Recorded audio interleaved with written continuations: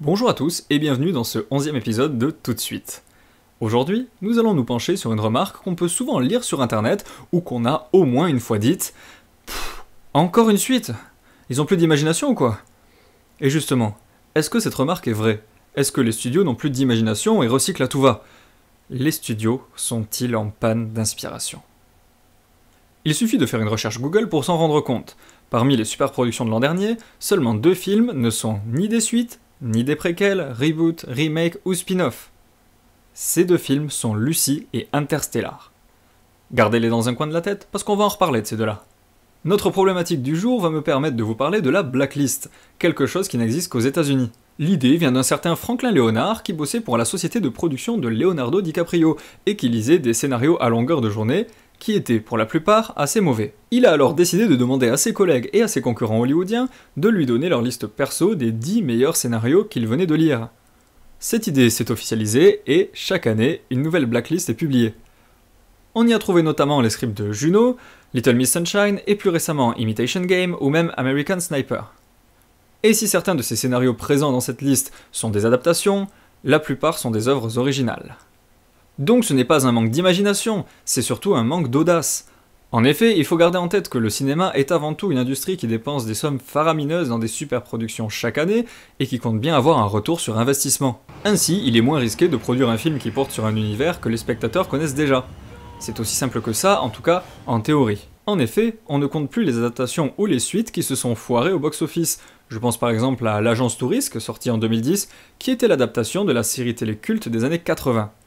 Destiné à lancer une franchise, ce film n'a pas rencontré le succès. Ce n'est pas qu'il était mauvais, c'est tout simplement qu'il n'y avait plus d'attente pour une telle adaptation.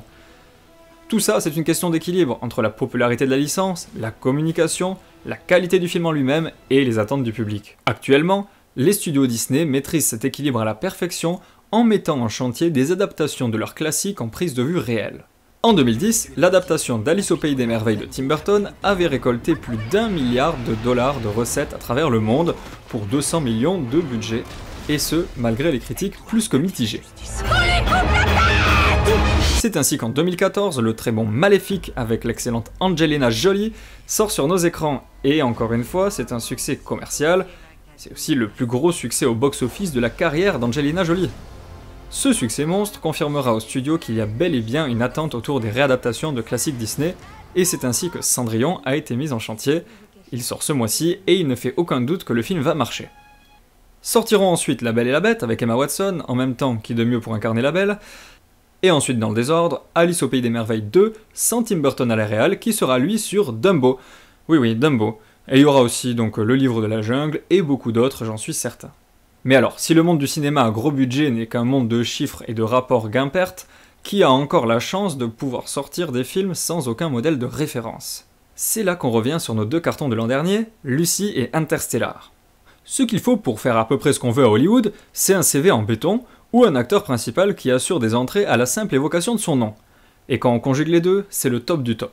Ainsi, Lucy avait pour actrice principale la belle Scarlett Johansson, et pour réalisateur le grand Luc Besson, notre Frenchie dont l'aura internationale n'est plus approuvée. Pour Interstellar, c'est l'excellent Christopher Nolan à la réalisation, qui, fort de son parcours, peut prétendre à réunir dans une même salle de cinéma les amateurs de grands spectacles et le public de cinéma d'auteur. Ces 2 réalisateurs ont un CV si imposant que les studios ne peuvent presque rien leur refuser, et peuvent même lutter pour leurs convictions, et ce, malgré les directives des producteurs. C'est pour cela que ni Inception ni Interstellar ne furent projetés en 3D par exemple, Nolan étant réfractaire au procédé. Autres réalisateurs qui peuvent faire des films avec une grande liberté, les Wachowski. S'ils n'ont jamais réitéré l'exploit de Matrix, leur nom suffit à convaincre les studios de les supporter dans leurs projets les plus fous.